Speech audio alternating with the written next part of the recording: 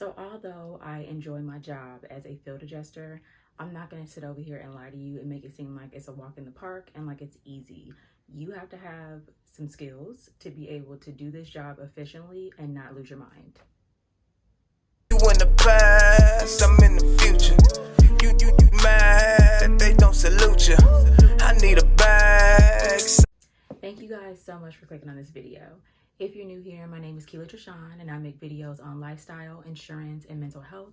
I also do videos, vlogs actually, day in the life with a toddler, day in the life in the insurance industry, all the things. So if that's something that interests you, go on ahead and click the subscribe button below and be sure to turn on your notifications so you don't miss anything from me. And if you're returning, thank you so much for coming back and thank you for your support. Okay, so as I kind of preface, I wanted to talk about just like how to be an efficient field adjuster. So being a field adjuster is different than being a desk adjuster because obviously you are in the field. In the field, meaning you are going to be on the road, so you have the added task of trying to battle traffic and pretty much schedule your appointments and inspections. And it can be kind of difficult if you're new to it or if you're not very organized. So I've definitely had some growing pains that I've had to get through to just be efficient at this job. And I do feel like the tips that I'm going to give will help you if you are in a position where you're just trying to figure out how to get it all done in a day and how to not let the job overwhelm you and take over even outside of your personal life. So if you are interested in any of these tips, definitely go on ahead and stay tuned. Okay, so the first tip, just jumping right in, is pretty self-explanatory if you work in claims, but it's very important that you do this on every claim because it'll help you in the long run and it'll help you kind of make a coverage decision or at least have an idea of what the coverage decision will be even before you get out to the site. So what you're going to want to do is for every claim, you want to research what the customer reported as the cause, like why are they calling to even file this claim, what happened. You want to look at their past claims if they have any. Typically, your company will have a section on the policy screen where you can see if they filed previous claims with your actual company. And they'll also have what's called ISO. ISO will tell you if they filed claims with other companies. You are also going to want to look at their actual physical policy to see what their coverages are and also see things that are excluded. Exclusions in this case just means things that would not be covered by the policy, therefore they are excluded. So it's important to kind of like just familiarize yourself with all of this even before you make contact with the customer, just so you can kind of have an idea if this is going to be a conversation where you may have to potentially explain to them that their claim may be denied. Or sometimes, depending on what the cause of loss is, you might be able to look at the file and see, okay, this is something that will 9 times out of 10 be covered, all that jazz. And then when you look at the loss history, like meaning like their history of claims, that can kind of give you indicators if there's potential fraud going on, if they filed a bunch of claims at one time. You can see if they filed similar claims, which might mean that there's like an ongoing issue in their home, things like that. I'm going to kind of explain this all surface level because this investigation really depends on the type of claims that you have and also the guidelines for your company. But you're going to want to start by doing a thorough investigation of this person, the claim that they're filing, and their actual policy so you can kind of have an idea of what their coverages may or may not look like. Okay, so my second tip is you're going to want to prepare for your initial contact with the person, your initial voice-to-voice contact with the person by having a template with information that you need to gather while you're on that phone call. Now, the biggest thing about this position and just really any insurance position is you want to make the best use of your time. The job requires you to be on the phone a lot, but you want to be able to capture as much information as you can on those first maybe 1 or 2 phone calls so you don't have a bunch of follow-up calls having to call that person to get information that you may have needed to make a coverage decision or remind that person about something. You want to kind of have a streamlined process to do that so you can kind of minimize what you need to do later on and you can focus on your newer claims. So I have a crap load of templates that I use for different things. I use them for my first contacts. I use them for sending out correspondence based on what the issue is. I even have a closing template. So typically your company will provide you with these types of templates, but if your company does not provide you with a template, then maybe it's something that you can prepare for yourself based on how you like to notate your files. So your company is going to let you know what information you need to gather on that first contact. And me having worked for 3 different insurance companies, some insurance companies are more detailed than others. What I found that works for me is asking them every single thing. You want to just remember the who, what, when, where, and why. Who is this claim involving? What happened? When did it happen? How did it happen? That kind of stuff. And, you know, do you have an idea why it happened? And when I say why, like if it's a water leak, why did the water leak? Was it a broken pipe? Was it an overflow? That kind of thing. So you want to make sure that you're capturing as much information as possible, because the more you know before you go out to the site, the better that kind of helps you prepare what you need to possibly prepare before you even go out. Also, by asking them like what exactly happened, that's going to help you when you plan your inspection. So if it's, just to give you an example, if you gather information and, you know, determine that this claim is only affecting one room of the home, then you can plan to not be on site as long as it would be if you had to inspect maybe 4 or 5 rooms. That's obviously going to take you longer. So that can be kind of like the determining factor in, like, maybe if you set the appointment in the morning or if you set it in the evening time. I've had situations in the very beginning of my career where I didn't ask enough questions, and then I end up getting out to a site thinking that I could, you know, kind of get in and out, and then I end up being there way longer than I planned. And then even the opposite has happened, where I'm thinking I'm going to be somewhere for a long time, and when I get there, it's not that much, and then I didn't set this other inspection way later in the day, and I could have done it earlier. So you just want to try to capture as much information as possible on that first contact, and then you can kind of help yourself by having a template so you don't forget anything. Because like while you're having a conversation, you never know how it's going to go, you never know the temperament of the person, and you just want to keep yourself on track. So you just make sure that you have everything streamlined and your notes pretty much look the same. Also, this is helpful because anybody that goes into your file, your manager, another employee, or whatever, anybody that goes into your file can look at your documentation and see, okay, she asks the same question, she gets the same information, this is where I can go look for it, this is how I can help her, that kind of thing. So make sure that you have templates and that you are prepared to gather as much information as possible on that first contact. Okay, so my third tip is really kind of a matter of preference, but it really helps me to minimize the follow-up calls that I get from customers, especially when I'm on the road or when I'm just extremely busy. So my third tip is going to be to make sure that when you have like these lengthy conversations with customers, gathering information, whether it be the first contact or whether it be, you know, a contact down the line in the claim, make sure that you're sending them a follow-up email that's recapping what you talked about. The reason why this is important, in my opinion, is as an insurance professional, you do this job every day. So these are things that you're explaining probably multiple times a day, 5 days a week, you know, and so they're things that you know offhand. But for most people, they've never filed a claim. And a lot of people, truth be told, don't even know what their policy covers. So when you give them this information, I've even seen where you may ask somebody if they have questions before you get off the phone, but sometimes it's just so much information that they don't have questions right away. Sometimes those questions come up later, or sometimes they think they understand, but they don't really understand. So what I like to do is every time I have a conversation with the customer, I will follow up with an email. It doesn't have to be an extremely lengthy email. It just needs to be something that kind of recaps what you guys talked about. So what I like to do is like put the subject of the email, I put bullet points, I highlight the things that are like really important. I give them next steps on what they need to do. If there's nothing they need to do, I tell them to wait for my call or my instruction, whatever the case may be. But I make sure that before I get off the phone with these people, I let them know, hey, I'm going to also be sending you an email with this information. So if you're not able to reach me, or if you simply forgot something or whatever, you have a document that is printed that you can see, okay, this is what she said, this is what I need to do, something you can always refer back to. And I make sure when I'm having conversations with people, I refer them back to those documents. One thing I can tell you is that not everybody is going to read your emails all the way. Some people will still call you because they just simply don't understand. But since I've started doing this, I do minimize a lot of those, I don't want to say meaningless calls, because it's not that it's meaningless, but sometimes people just have a simple question, and a lot of times those frequently asked questions can be answered if they look at the correspondence that you send them.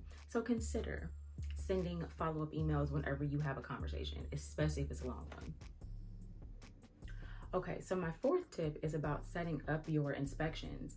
Be strategic about how you set up your inspections. So typically when you are a field adjuster, you have a territory, and usually that territory is going to be so many miles within the radius of your home, because they want to try to keep you closer to home, because obviously if you're sitting in traffic all day, you're not going to be able to get any work done. Now, there are going to be times where, well, I live in Southern California, so something could be 7 miles away and it could take me close to an hour to get there, depending on what side of town I have to go to. So I'm very cognizant of that when I'm setting my inspection times. So one thing that new adjusters get caught up with is letting the customer dictate their schedule. And you have to remember that you are in charge of your schedule. At the end of the day, yes, you have to accommodate your customer, but your customer has a claim. Your customer needs to be paid out. So therefore, your customer needs to make the accommodations to meet you during business hours. What I like to do is inspections that are a little bit further away that I know are gonna take up a chunk of my day, I like to do those closer to the morning time, because if there is traffic in the afternoon, I can get back before rush hour, if that makes sense. So I can try to beat that rush hour traffic by getting out there. I wouldn't say like right at like 8 or anything, because usually that's like tip top rush hour. I typically give a range, like I'll be there between 9 and 10. I'll be there between 9:30 and 10:30, something like that. So you want to kind of schedule it to where it's a little later in the morning, to where most people would probably be at work already, so the traffic isn't too crazy, but you want to schedule it early enough to where you can get back to your side of town in a decent amount of time. Also, you want to try to, if you're getting like multiple claims like in a day, if they're close to each other, try to knock those out at the same time. Like if I have 2 inspections that are like in neighboring cities, I'm constantly looking at my calendar when I'm setting these inspections, because if I'm here and I told this person I was going to be here between 9 and 10, but I know it's only like a room or 2 that I'm going to have to inspect, then realistically I could make it to this part of town that's close. I can make it there within like maybe an hour and a half. So then I'll set it out to give me drive time, give me time to talk to this customer on site, give me time to answer any questions they have, that kind of stuff. So be very strategic about that, because you want to really like make your you want to make the most of your day, because even though you're a field adjuster, you still have a lot of desk work to do, and you're not able to do that if you're in the field all day. By the same token, if you have to do inspections in tricky neighborhoods, I'm gonna say tricky, I don't want to be disrespectful to anybody's neighborhood, but we all know how it goes. There's some neighborhoods that you don't want to be in at night, or after a certain time of day. So for me personally, if I have to go into a tricky neighborhood, especially being a woman, I like to schedule those inspections early in the morning. And then also, if you really truly don't feel safe, most companies will have something set up to where you can either virtually inspect, or you can have someone come with you. So that might be your manager, that might be a trainer, another adjuster, whatever. But think about your safety when you're going into certain neighborhoods, and then also just certain times of day.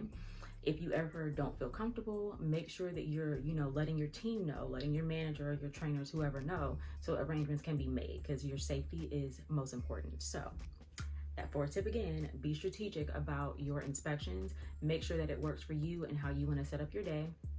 And just be smart about it. If you can knock out 2 inspections, on this side of town, go ahead and do that, as opposed to having to drive to that side of town in the morning and in the afternoon, or even on 2 different days. You could knock that out, and then you could have more time to, complete your estimate or complete whatever desk work has to be done for those claims before you move on to the next one. Okay, so my last tip for being a field adjuster and just being efficient at the job is to set realistic expectations. Now, you're gonna have some customers that are gonna rush you and that are gonna want things done, yesterday. But at the same time, I like to explain to people, listen, I'm gonna work on your claim as quickly as I possibly can, but I am not only working on your claim, I have these claims too. So while you are a priority, I'm not gonna be able to get it done in a business day. I might need 2 business days. I might need 3 business days. Also, this is important if you're working with vendors. You want to give people the proper information, letting them know, hey, I, dispatch such and such vendor to come inspect whatever, to come take a look at your roof. You want to allow them about 1 to 2 business days to come out and set the inspection, but you also want to give them another 1 to 2 business days to prepare the report, which they're going to send to me so I can review and determine if there's coverage. So if you set these expectations for people up front, then you're less likely to have an angry customer later on, or somebody blowing you up asking like, what's happening? Because I hate that. I hate being blown up. It's the worst thing in the world, and it overwhelms me, especially when I'm extremely busy. So I try to make sure that I'm as accurate as possible. Even with me calling somebody back, I let people know if I'm going to be in the field all day, I try to avoid having days where I have all day inspections, but just the nature of the job and depending on what type of claims you have, there are some claims that you want to get out to right away. If somebody's not able to stay in their home, if somebody has like some type of emergency, like that's, like a health emergency or something, you want to get out there right away. So if I have multiple of those claims and I'm doing them all in one day, realistically, I'm probably not going to be able to return your call that day. So I will let you know, like, hey, I'm going to be out this particular day. If you call me or leave me a voicemail, I'm probably not going to be able to get back to you. I'd probably be quicker with an email or text. Or if you would like a phone call, then you can wait until this day. So I feel like giving people more information, and I've said this in another video too, but giving people more information than less really helps you to not have angry customers. It helps with your customer service, and then it also lessens phone calls getting escalated. That's another thing. You don't want to get things escalated if it doesn't have to be. You can put out a lot of fires just by being efficient and letting people know exactly what's going on.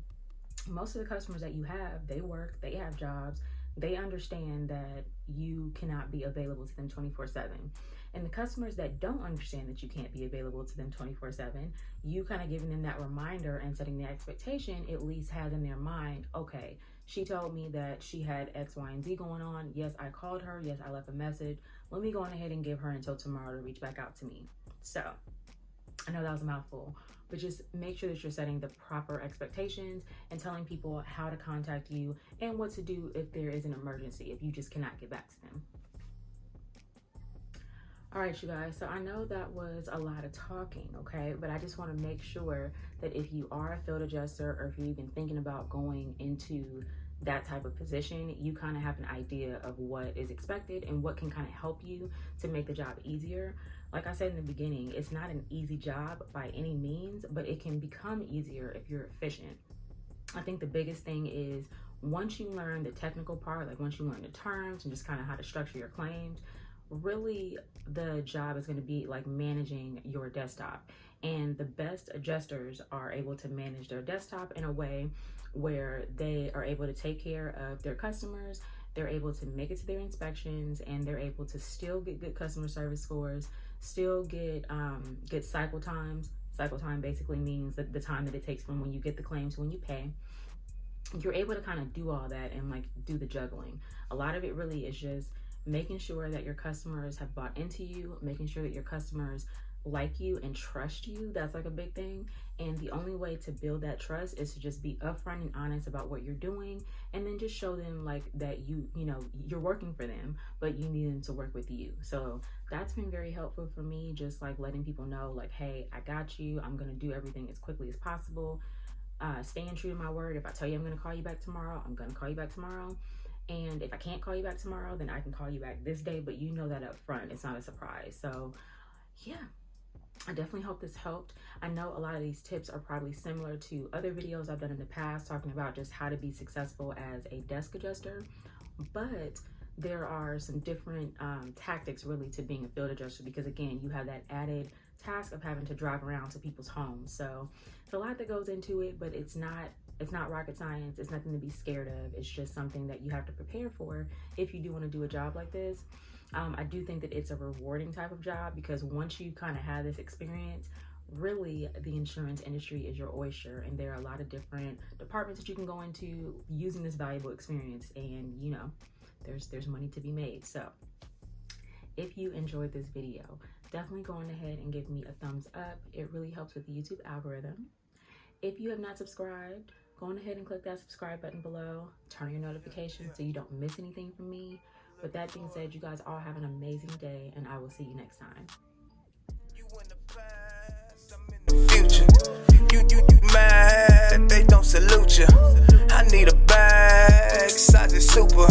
They turned your bag, it's like I never knew you.